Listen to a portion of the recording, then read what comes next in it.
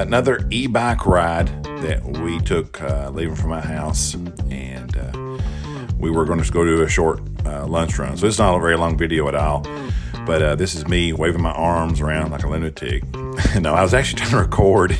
It just, I don't know, my microphone wasn't working right, or the mask was muffling my voice too much. But anyway, so I'm trying to tell you how we're going to go south to go north, and it's just the way we have to ride to get over where we were going. We were actually going to a place called JD's Barbecue.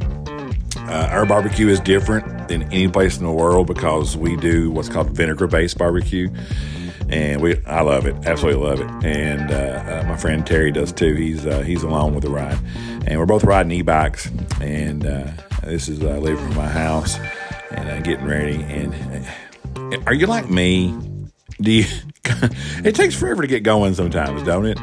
And, you think you got everything right, and I drop a glove, I was like, oh, okay, thank you for picking that up for me. And, it was cold, so I just don't know how to dress. I've watched all these videos on how to dress, and you think you have it right. And the worst thing is overheating, isn't it? And the wind was cold this day. And so, but, you get to ride, even on an e-bike, it's not as hard, but you still get hot. And especially in our area, it's just so hilly.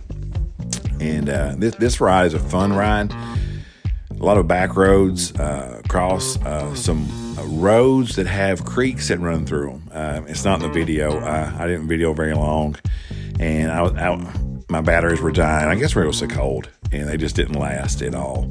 And I don't think I have them charged up either. But anyway, it's just a fun ride that we do.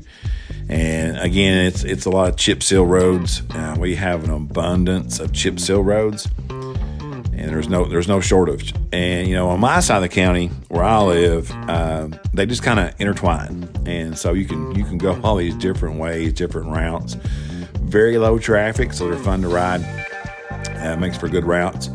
And you can go 1,000 different ways to get to the same place, and you'll go by all these farms and these creeks, and we have abundance of creeks here where I live. No shortage of water. Only bad when it rains though a lot, because guess who floods first? It's us.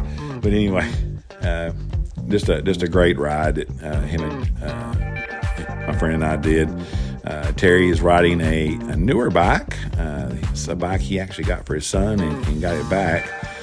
Son couldn't ride it where he was at, and it's a black Himaway. And goodbye is funny because he hadn't reprogrammed it. He reprogrammed his original bike. He's got 2 or 3 Himaway bikes, and he hadn't reprogrammed this one. Just jumped off and on it and took off. And he was struggling. The power settings wasn't right, and just like myself when I first got mine, nothing how I needed it. It was on mine, and I think in most e-bikes are set this way. It was just wide open. And, you're running 15, 20 miles an hour. That's not what we want to do. We cruise around 8 to 10. We like to sightsee and talk as we ride. And, we like the dogs to chase us and actually have to wait for us and, for us to catch up. That seems like that's how it happened. But this was an overcast day, and I can't talk now for some reason. But anyway, overcast day. It's cloudy. It was cool, and we kept shedding clothes. I've already pulled off most of mine, and Terry took off some of his. But this was a famous area for a long time. Way before Walmart and chain stores come in, this goes toward Crow's Clothing. If you're from around where I live, you surely know or remember Crow's Clothing if you're my age. And that was where you got your clothes. Your blue jean. They had a huge blue jean store, and all the name brand Levi's and Lee's back in the day, and they had the other fashionable stuff. But I've got a pair of overalls that I wear when it's cold. They're camouflage overalls.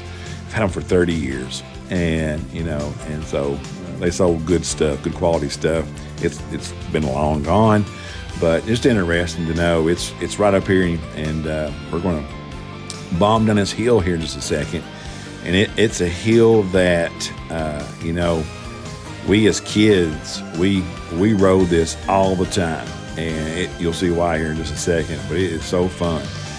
We just love bombing down these big hills. It's kind of like a roller coaster, and it's just super fun.